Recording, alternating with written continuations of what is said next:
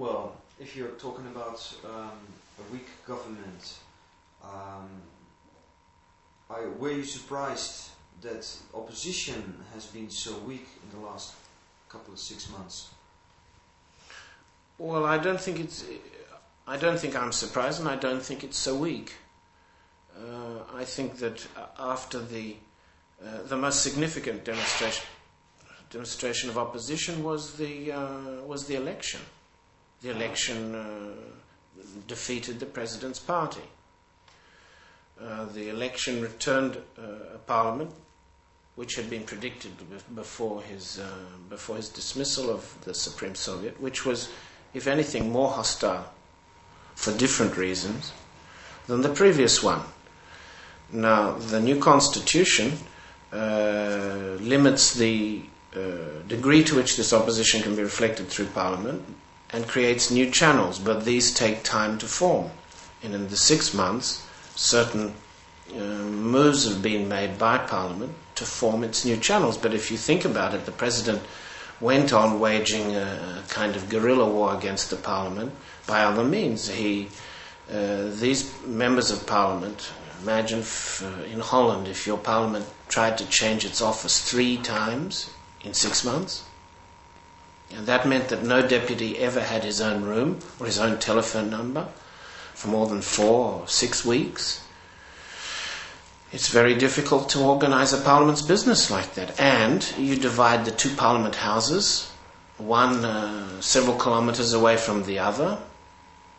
So the parliament, the first stroke of the opposition was a significant one at the election, and the second takes time to develop from the parliamentary point of view. Outside Parliament, I would agree with you, the opposition has been relatively weak, but that's a function of the way the country is structured.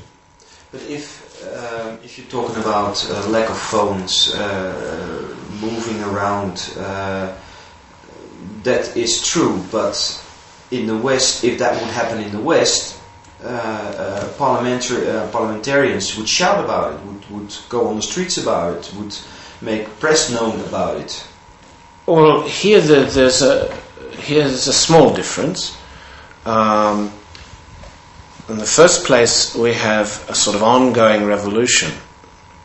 Power is continually changing, and the new members of Parliament decided, and I think it's very understandable, that in Moscow it was no longer practical or reasonable to organize opposition in the streets.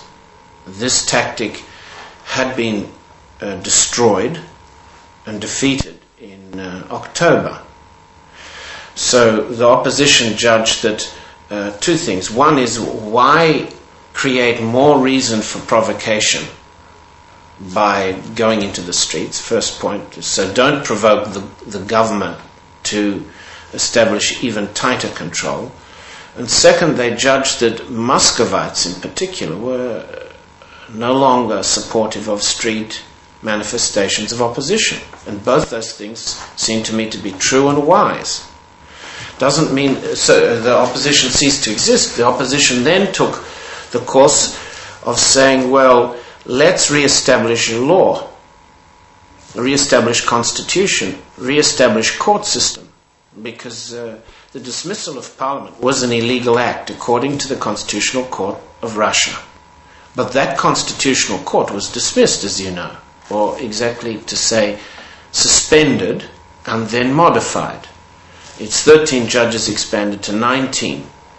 But it still doesn't exist. The president still, though he had a legal obligation to nominate the new judges, has not yet nominated the new judges, stretching this limbo in which the government can act, Parliament can act, old law is in force, new law is in force, decrees conflict with laws, and there is no constitutional court or legal system to judge which is correct.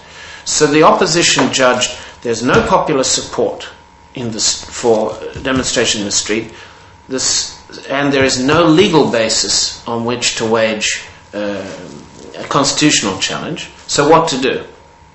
And what they did was a number of quite interesting things. We can talk about those too. Could you give a short example?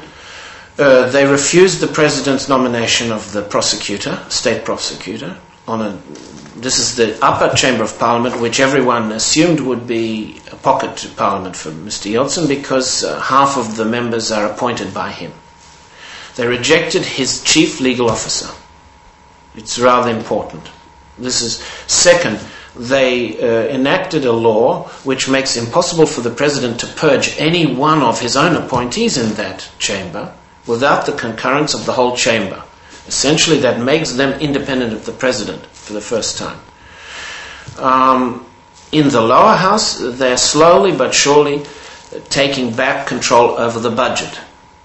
Now, any democracy or any opposition has to do two things. It has to work within the law and control the money supply of the government. Otherwise, it has to fight the government outside the law. Fighting outside the law for the time being is not on in this country. It's got no popular support. And outside Moscow, the country is getting much, much worse, and the army is... there aren't the resources to wage an extra-constitutional battle.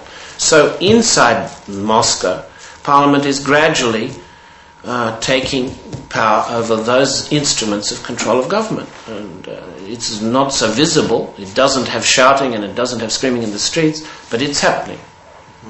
How do you see the future of the opposition if they want to become stronger? What kind of... Well, I mean, there are several paths for the opposition to take. I mean, it's clear from public opinion polls that Russians are extremely resentful of the present conditions. And outside Russia, outside Moscow, that is, Russians extremely resentful of Moscow's prosperity, which is sucking all the resources of the country into itself and leaving very little to be transferred outside. So one course the opposition in general could take would be to go to the provinces and regions of the country and mount popular support there. That's what Rudskoye at the moment is doing. They're all doing, in one way or another, each Rudskoye is doing that, the communists are doing that, the agrarians are doing that. The second feature of opinion polls is that Russians tend to favor a strong figure. They don't seem to be supportive of different programs, they don't trust what politicians tell them. They want, if you like to make it rather simple, too simple maybe, another Tsar. So the only person to replace Yeltsin, who's extremely unpopular, would be somebody who looks as strong as he is. Rudskoye is counting on this. The communists are counting on their own sense of their own former strength. There are others who claim that such a strong leader would come out of the army. And there are General Nikolaev of Interior Forces, General Lebed of 14th Army, and one or two other generals are mentioned in this context, but without any indication that they would seriously command popular support, maybe military support. So one strategy is to build up regional support in a general way for oneself. Another strategy is to build up the possibility of threatening Moscow economically. This would require strikes and disruptions of major things like fuel, electricity, food, transportation, railroads, trucks, roads. But if popular support for demonstrations lacks, then... That's right. It's popular support for these kind of actions also... that's correct. It's not so likely, except in the case of coal strikes, electricity strikes, oil strikes.